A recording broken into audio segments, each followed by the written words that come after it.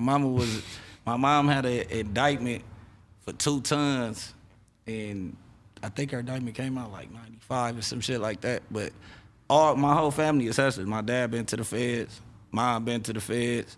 You know what I'm saying? Everybody did they. You know what I'm saying? I don't come from no gangbanging ass family. I come from like a hustling family. So, but my generation, they the generation right before gangbanging.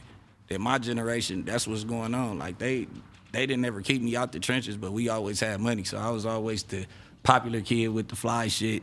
But I'm into all the bullshit. I'm at my grandma's house 5 days out the week. You know what I'm saying? And she live in the trenches. There's 8 of us over there. You know what I'm saying? She done adopted all my little cousins and shit.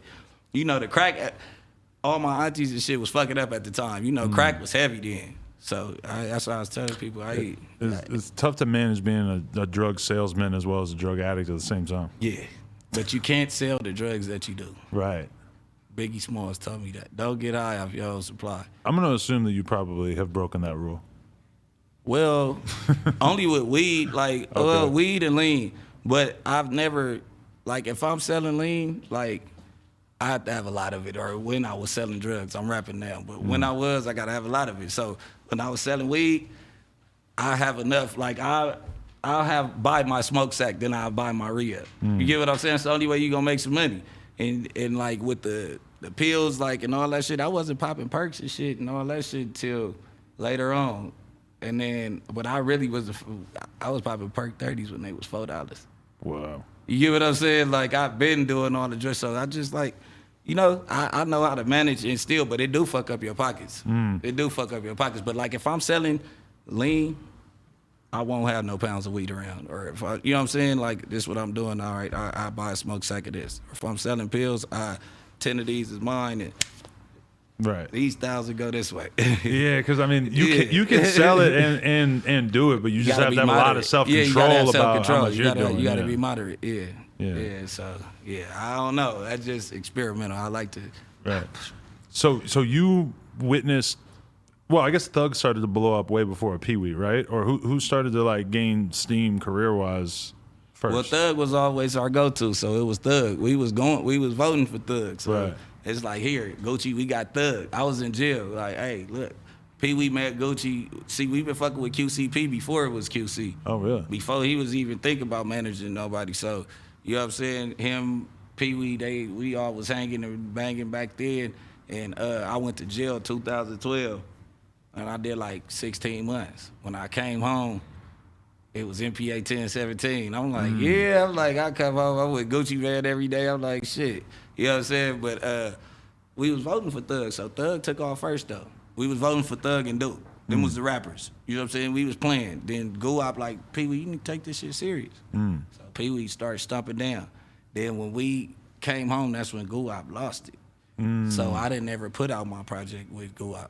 Oh, so you had a whole project with him? No, I was gonna have a team. You know how he introduced everybody and was putting everybody when I came home? He put Dolph out, Dolph, all of us was in the same little camp. Right. Chief Keef was down there. That's how I kind of met Dirk and them. I didn't meet him straight through Keef and them, but I met him through bands way back then. Like, we've been rocking ever since. Dirk, like you know what I'm saying, my ace-bowl cone now, though. Yeah. That's crazy, though, just so that was that time period. Yeah, because, like, Gucci was making a lot of really dope music, 2013, 2014, putting on a lot of artists. That's around the time that he like sort of co-signed Migos and all this shit.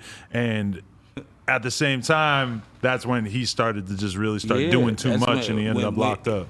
Yeah, man. Too many drugs at once. I mean, love can drive you that way. Drugs can drive you that way. It was a lot of all that. Yeah. Do you have any? I ain't gonna talk about that man business, but yeah. But do you have any regret when you think about that era? Because that's a lot of talent that kind of multiple people had their shit screwed up. I wish I knew what I knew now, because I fuck all that verbal shit. Yeah. You get what I'm saying? Not with Thug. That's my brother. But I was in Atlanta, so I'm in the hood. I'm hearing Rich Homie Quan before he came out. I'm hearing 21 Savage before he came out. I'm hearing. Like, right now, I'm on Slime Life Shawty. Like, look, you know what I'm saying? Like, I'm on all the young niggas. Like, you know what I'm saying? I've been that person, like, bringing them out here. Like, I had Future. I turned LA on the Future. I was listening to Dirty Sprite 1 when it first came out, and I'm coming to the hood. Like, yeah, I understand, because, you know, I drink lean. So And me and Future, that's my boy too. I was with him, like him and Scooter, the whole little Dirty Sprite 1, Streets Calling, all that shit. So I'm heavy in the culture. I brought them out here to do a song with Nip. And Nip, I ain't gonna say he didn't want to do a song with him. He takes longer to do music. So if it's a song you would want to send it over, he not the dude that you go to the studio and record with. Right.